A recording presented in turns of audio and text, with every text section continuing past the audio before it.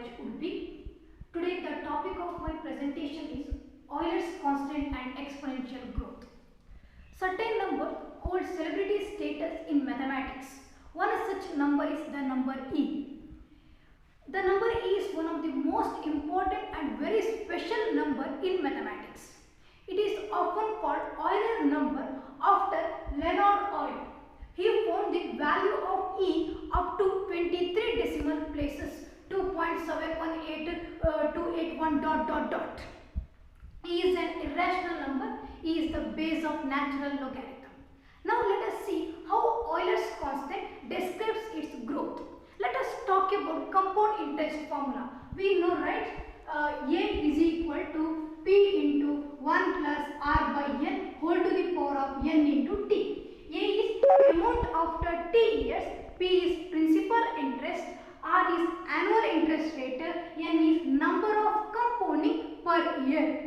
It talks about how much money grows over time in terms of exponential function. Suppose you put $1 in a bank and bank pays 100% interest a year, and this is credited to your account at the end of a year. Okay. Now, what happens if the interest is compounded and credited more frequently during the year? What happens if it is compounded more frequently, such as semi-annually, quarterly, monthly, daily? The difference between compound interest and simple interest increases. Compounded more frequently than once in a year results in a higher effective interest rate. What happens if it is compounded every second in a year? There are thousands of seconds in a year, 31536 seconds in a year. We see the amount, the number close to the value of E. Now, for any growth taking place continuously, N tends to infinity. Growth after T years, that is equal to limit N tends to infinity P into 1 plus R by N whole to the power of Nt. This is equal to P into limit N tends to infinity 1 plus R by N whole to the power of N whole to the power of T. This is equal to P into, what is the value of this? This is nothing but e to the power of R whole to the power of T. This is equal to P into e to the power of RT. This represents exponential growth. We know original formula of exponential growth, that is y is equal to a into b to the power of x. So E is the base rate of growth shared by all continually growing processes. In this way, Euler's constant describes its growth. Now let us see where it is occur in nature. It occurs naturally in any situation where quantity increases at a rate proportional to its value. Now let us take first example, spoilage of food. We noticed green colored mold on bread which spoils our breakfast. When we leave bread out for longer time, the discoloration on bread occurs, which is popularly known as bread mold. This bread mold is a microorganism which grows at normal room temperature. Bread mold grows at a surprisingly alarming rate.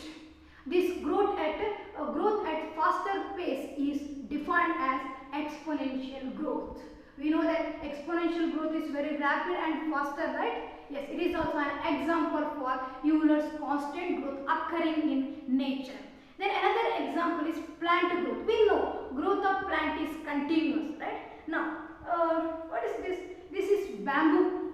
Bamboo include some of the fastest growing grass, because it belongs to grass family, fastest growing grass in the world due to its rhizome dependent system.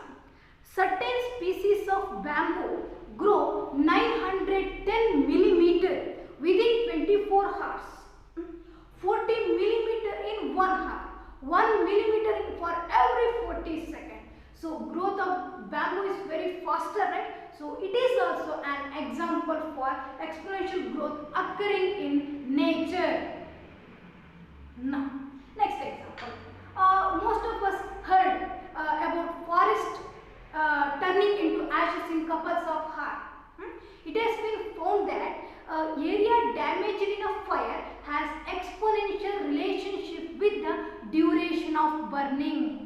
So it is also an example for Euler's constant growth occurring in nature. Then other example is most of us might heard about the water hyacinth, the world's most invasive weed. They are generally grown for decorative purpose. Due to their exponential growth, they often end up clogging the rivers and blocking the sunlight and oxygen to the organisms in the water. There are many other examples like population growth, bacterial growth, nuclear decay, radioactive decay, etc. He is everywhere in nature. So, I already showed how Euler's constant describes its growth and where it is occurring in nature. So, we can't separate Euler's constant and nature because we can find Euler constant everywhere in nature. It is not merely our number. The beauty of it deserves more exploration. By this, I end up my presentation. Thank you for watching my presentation. Thank you one and all.